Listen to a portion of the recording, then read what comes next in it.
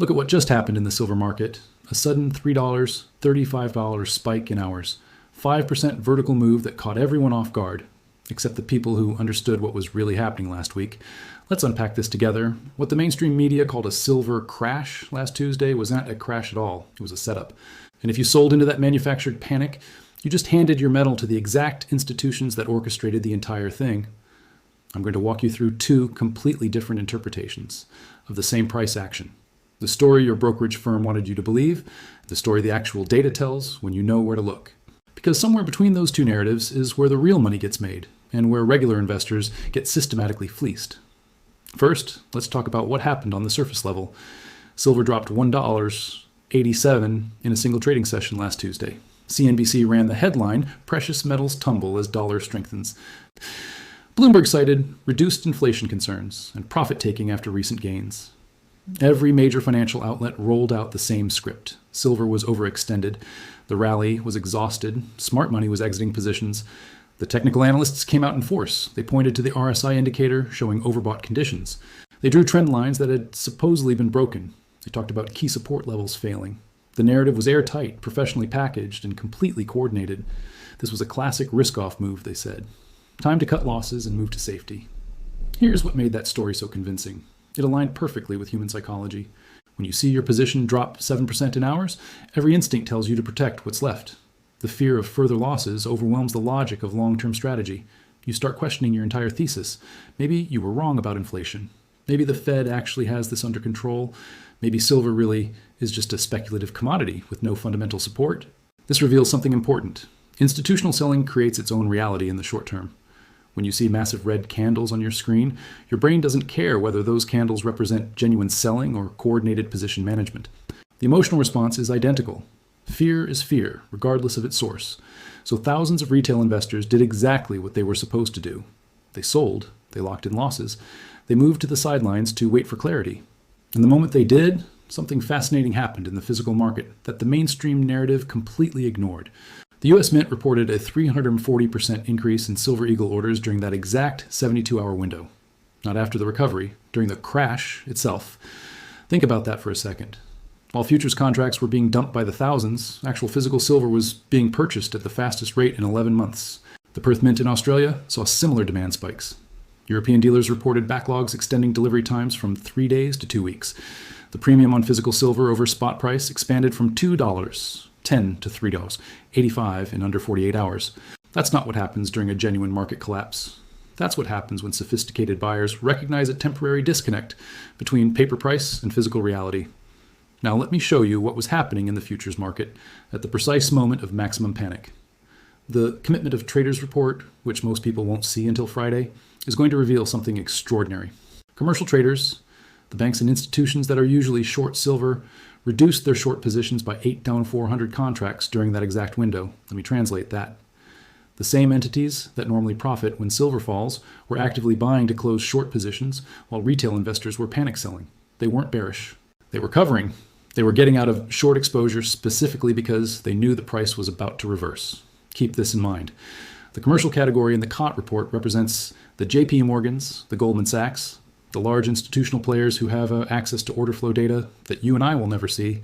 When they collectively reduce short exposure by that magnitude during a price decline, they're sending a signal. They know what's on the other side of this manufactured dip. The large speculators, hedge funds, and money managers were doing the opposite. They reduced long positions by 12,200 contracts. These are the smart money traders that CNBC loves to reference. And they sold right into the lows right before the reversal. So much for sophisticated market timing. Meanwhile, the small speculators category, which represents individual traders like most of the people watching this, showed net selling of 4,800 contracts. Retail got completely run over. Again, following the exact same pattern we've seen in every single manufactured metals takedown over the past 15 years.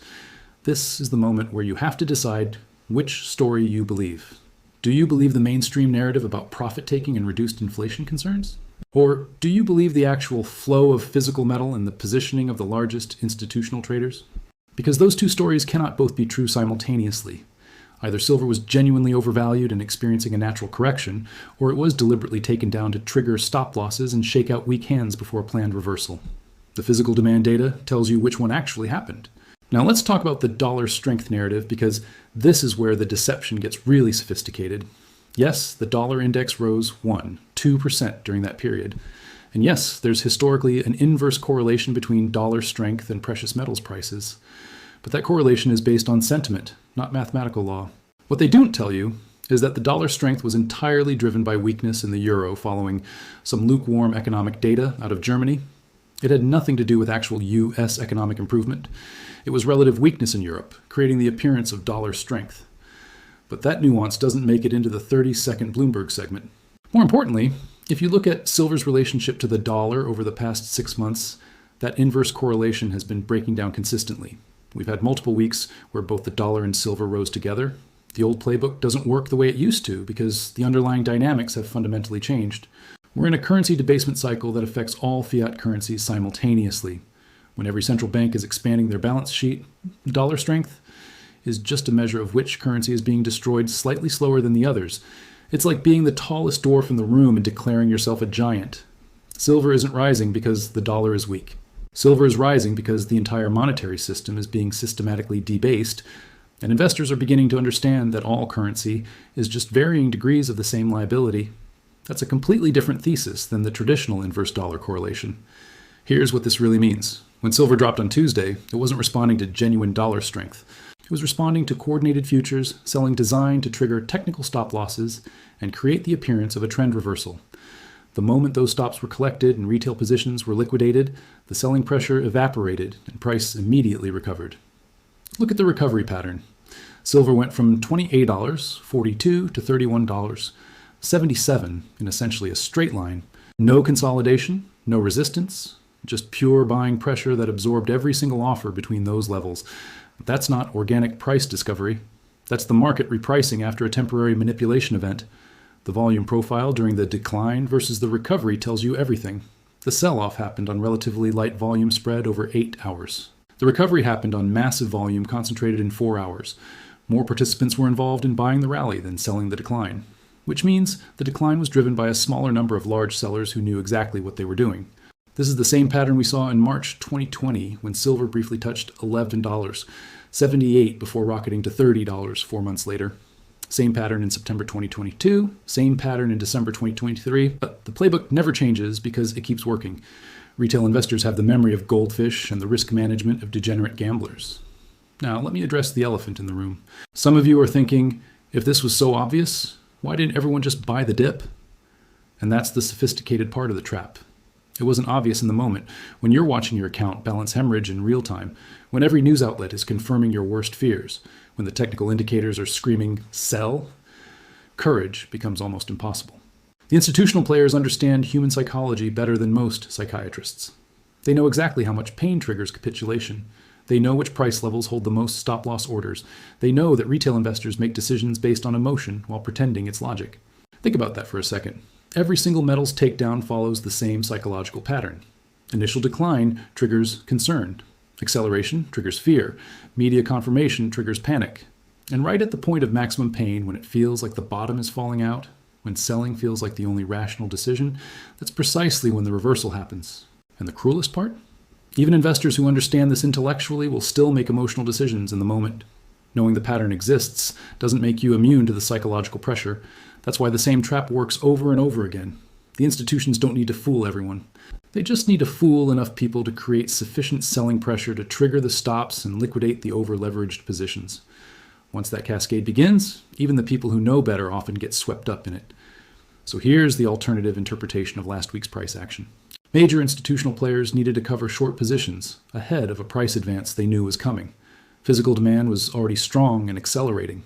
The fundamentals for higher silver prices were firmly in place, but short covering into a rising market is expensive and reveals your position. Solution: engineer a coordinated sell-off to trigger retail panic and stop-loss liquidations. Let the algorithms pile on with momentum selling. Let the media amplify the fear narrative. And while everyone else is running for the exits, quietly cover your shorts at favorable prices and potentially flip to long exposure. Then, once the retail selling is exhausted and the weak hands are cleared out, let the natural buying pressure reassert itself. Step aside and watch the price recover while everyone who sold is now too traumatized to buy back in. You've covered your shorts at a discount, You've potentially established new long positions at artificially low prices, and you've eliminated a wave of competing buyers who won't return until the trend is obvious again. It's not complicated, it's just ruthless. And it's legal, by the way.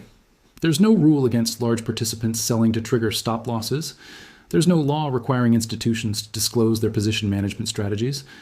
Everything that happened last week exists in the gray zone between market making and market manipulation. The commodity futures. Trading Commission could investigate, but they won't. They never do. The same regulatory agencies that are supposed to protect market integrity are staffed by former investment bank employees who will return to investment banks after their government service. The revolving door ensures that enforcement remains theoretical rather than actual. Now we're seeing the aftermath. Silver is back above $31, which means it's now higher than before the crash even started. Anyone who sold last Tuesday is sitting on a loss that's only growing. And the media. Complete radio silence. No follow-up stories about the surprising reversal. No analysis of what might have caused such a dramatic recovery. Just memory hold like it never happened. This is where the two narratives diverge completely in their implications. If you believe the mainstream story, you sold, you're now underwater, and you have no framework for understanding what happened. The market looks irrational and dangerous. Your confidence is shaken. You're probably done with silver for the foreseeable future. If you understood the alternative narrative, you either held your positions or added to them during the dip. You're now up significantly. Your thesis has been confirmed. You have a framework that explains the price action and prepares you for the next time this pattern emerges. And there will be a next time. Keep this in mind. The difference between those two outcomes isn't intelligence or access to secret information. It's understanding the structure of these markets and recognizing that price action in thinly traded futures markets does not always reflect underlying fundamental reality. Physical silver demand is at multi-year highs. Mine supply is constrained and declining. Industrial applications are expanding, particularly in solar and electrical infrastructure. Central banks globally are moving away from dollar reserves. Every fundamental factor points to higher prices over the medium term. But fundamentals don't determine short-term price action in futures markets. Positioning does, leverage does, order flow does, and the participants who control those factors have both the incentive and the ability to create price movements that have nothing to do with supply and demand. This is what separates the professional traders from the perpetual victims. Professionals understand that markets have two layers: the fundamental layer that determines long-term value and the technical layer that determines short-term price. Those two layers can disconnect for extended periods. The money is made by recognizing when that disconnect creates opportunity. Last Tuesday was opportunity. The fundamental layer hadn't changed. Silver was worth exactly what it was worth the day before, but the technical layer had been deliberately distorted to create the appearance of a breakdown. The gap between appearance and reality is where the transfer of wealth occurred. And here's the part that should genuinely concern you. This wasn't a unique event. This was just the most recent iteration of a pattern that plays out constantly across all markets. Bonds, equities, commodities, currencies. Everywhere you look, you see the same dynamic. Large players using superior resources and information access to systematically extract wealth from smaller participants. The stock market flash crashes that mysteriously reverse within minutes. The currency interventions that happen to trigger massive stop-loss events. The unexpected economic data releases that move markets billions of dollars in seconds. None of it is actually unexpected to the people positioned on the right side of those moves.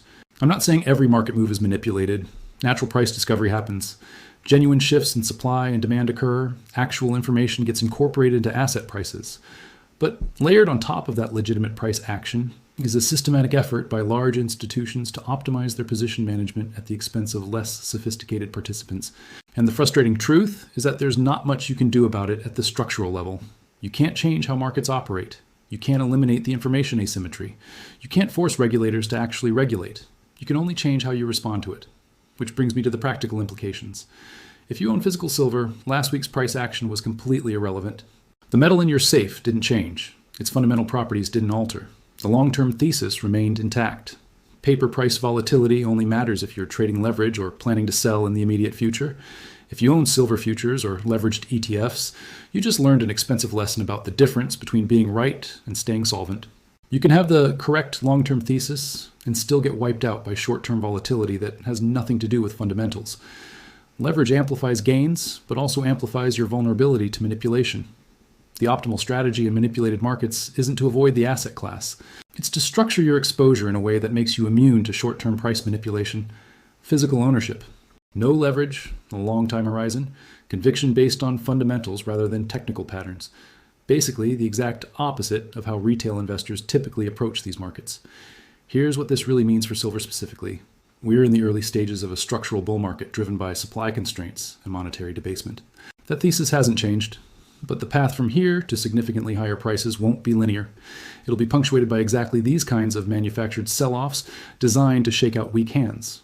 Every single one of those sell-offs will be accompanied by media narratives explaining why the bull market is over. Every single one will be technically justified by chart patterns and indicator readings. Every single one will feel completely legitimate in the moment, and every single one will be a buying opportunity for people who understand what's actually happening. The institutions need to acquire physical metal to cover their short exposure and establish long positions. But they can't do that in a steadily rising market without moving prices against themselves. So they create volatility, they engineer sell-offs, they use their futures market access to temporarily depress paper prices while accumulating physical at discounts. This pattern will continue until either the futures market loses its price discovery function entirely, or until physical scarcity becomes so acute that paper price suppression becomes impossible. We're moving toward one of those endpoints. The only question is timeline. If you remember one thing, remember this. Price is information, but not all price movements contain the same quality of information. A price decline driven by coordinated futures selling while physical demand surges is telling you something completely different than a price decline driven by reduced buying interest across all markets. Your job as an investor isn't to react to every price movement.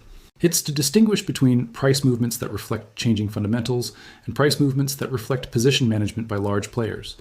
The former should influence your allocation decisions. The latter should be ignored or exploited. Last week's silver crash was position management disguised as fundamental repricing. The recovery was inevitable because the underlying buying pressure never went away. It was just temporarily overwhelmed by coordinated selling. And now that we're on the other side of it, everyone who understood that dynamic is sitting on gains, while everyone who believed the mainstream narrative is sitting on losses. This isn't about being smarter. It's about being less susceptible to emotional manipulation. It's about building a framework that allows you to interpret price action through the lens of participant behavior, rather than media narratives. It's about understanding that in markets dominated by algorithmic trading and institutional position management, short-term volatility is often engineered rather than organic. The silver market just gave you a perfect example of how this works. The question is whether you'll remember this lesson the next time it happens, or whether you'll fall for the same trap with a slightly different narrative. Because I guarantee you, this exact pattern will repeat within the next 6 months. Different catalyst, same structure, identical outcome. The choice is yours.